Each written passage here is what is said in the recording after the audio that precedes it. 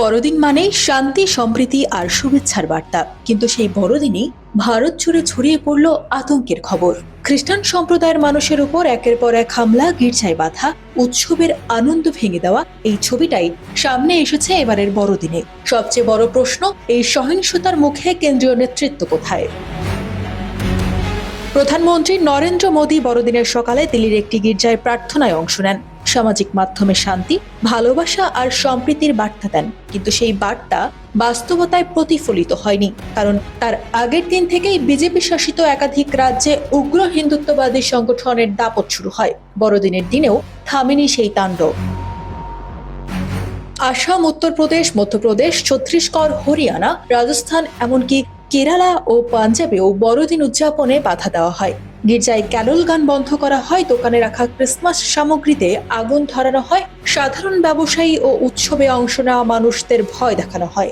অথচ এসব ঘটনার পরও প্রধানমন্ত্রী কিংবা কেন্দ্রীয় স্বরাষ্ট্র মন্ত্রণালয়ের পক্ষ থেকে কোনো স্পষ্ট নিন্দা বা কঠোর বার্তা আসেনি।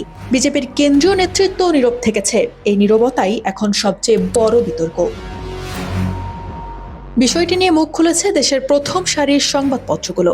সম্পাদকীয়তে স্পষ্টভাবে বলা হয়েছে, এগুলো বিচ্ছিন্ন ঘটনা নয়, বরং সংগঠিত ধর্মীয় দাপট।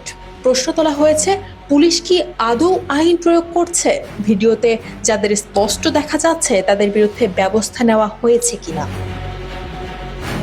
বিশ্লেষকদের মতে এখানে শুধু আইনগত নয়, রাজনৈতিক দায় রয়েছে। কারণ যারা নিজেদের ধর্মপ্রহরী বলে দাবি করছে, তারা যে শাসক দলের আদর্শিক পরিসর থেকেই শক্তি পাচ্ছে, এই অভিযোগ নতুন নয়। খ্রিস্টান সম্প্রদায় ভারতের মোট জনসংখ্যার খুবই ছোট অংশ।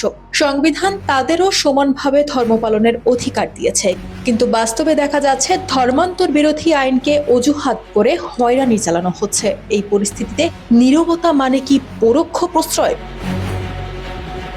দেশ জুড়ে প্রশ্ন উঠছে, যদি প্রধানমন্ত্রী সত্যিই সম্প্রীতির পক্ষে থাকেন, তাহলে এই সহিংসতার বিরুদ্ধে শক্ত অবস্থান কোথায়?